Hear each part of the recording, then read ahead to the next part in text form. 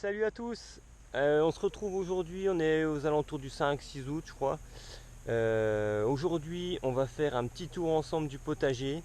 Il n'y a pas un thème précis, c'est vraiment voir un petit peu les réussites, les échecs qu'on a depuis le début de saison jusqu'à donc début août. Et donc on va commencer tout de suite ici par cette zone. En tout cas il y a un constat qui est sûr, c'est que qu'il y ait des réussites ou des échecs, la nature est vraiment encore super généreuse cette année. Là on commence par ce qu'il y a tout près de moi, c'est les haricots aram qui sont vraiment immenses. Alors c'est les haricots coco de Meuse qui donc ils ont colonisé toute la structure, ils redescendent même. Donc ils sont à mon avis en longueur pas loin des 5 mètres je pense. Donc là vraiment il y a beaucoup de monde qui était déçu par leur plantation de haricots. C'est vraiment pas le cas ici puisque que ce soit les haricots nains ou les haricots aram, ça pousse vraiment super bien cette année. Ici donc on a un des échecs de cette année mais qui va me permettre d'en tirer une leçon. C'est les choux. Alors comme chez beaucoup, ils sont remplis de ces petites bêtes noires, les altises. Et du coup j'ai décidé qu'à partir de l'année prochaine je ferai des choux. Je les sèmerai qu'à partir de début juillet pour vraiment faire du chou d'automne, et le chou semé au printemps j'arrête puisque de toute façon ils se font systématiquement ravager par ces petites bêtes. Donc voilà, pour les prochaines, il y a premier renseignement, les choux ça sera pour l'automne et non pas pour l'été. Alors ici on a les pommes de terre qui sont sous cette butte. Là on voit plus grand chose, le feuillage commence déjà à bien sécher, mais la récolte elle a l'air prometteuse. J'ai fait une petite parcelle de 4 mètres carrés avec de la pomme de terre Jeannette. Et il y avait déjà 13 kilos sous quelques mètres carrés. Donc c'est vraiment, je pense que là cette année ça va être une très très bonne année à pommes de terre. Ici au niveau des courges, ça pousse vraiment pas mal. Donc on a une terre qui est assez riche ici, hein. C'est là que j'ai entassé tout mon fumier de cheval. Donc on a les potimarrons, c'est du red curry. Donc là dans cette zone, il doit déjà y en avoir une bonne dizaine, hein, je pense. Il y en a là-bas, là-bas, il y en a là. Donc une fois de plus, les courges, c'est pareil, ça va être une bonne année. Pas aussi bonne qu'à l'année dernière, puisque là les fortes chaleurs ont fait pas mal avorter des fruits qui étaient en train de se former. C'est le cas par exemple ici sur une zone qui est plus exposée au soleil, où là on voit qu'il y a des fruits qui avortent. Mais malgré ça, on va vraiment avoir une belle récolte de courges. Là on en a encore, hein, des petits marrons partout. Il y en a là, il y en a là, ici. Voilà. Donc il y en a deux partout. Ici c'est une autre variété, donc ceux-là c'est les... j'ai oublié le nom, tiens. Oh là là. Ceux qui sont particulièrement utilisés pour faire des gnocchis, je sais plus. Je vous le mettrai le nom en descriptif, c'est pas grave. Ici donc on a notre potiron géant là qui commence à prendre aussi de l'ampleur là, il doit être aux alentours des 80-90 kg je pense. Et puis voilà, vous voyez que toute cette zone là, toute cette bande où j'essaye de cultiver en étage pousse vraiment très très bien. Et là encore ça fait donc il y a eu 8 jours où j'étais absent. Et vraiment tout le jardin s'est bien comporté pendant mon absence, c'était vraiment, vraiment top.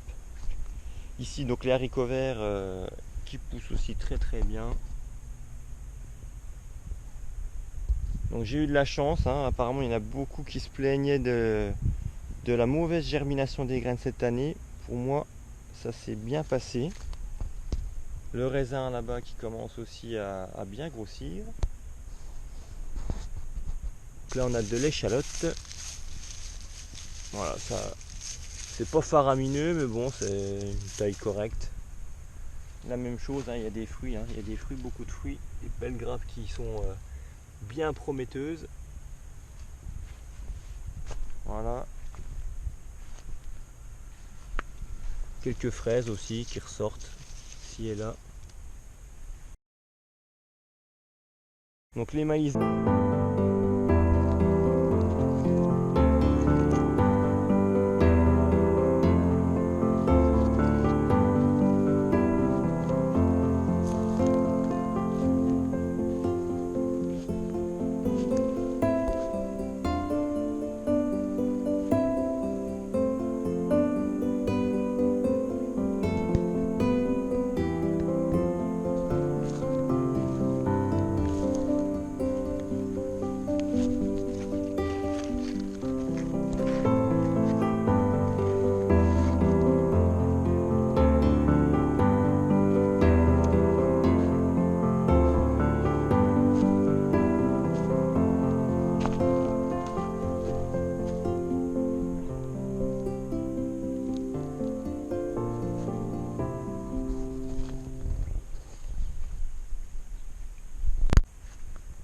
Donc les maïs doux.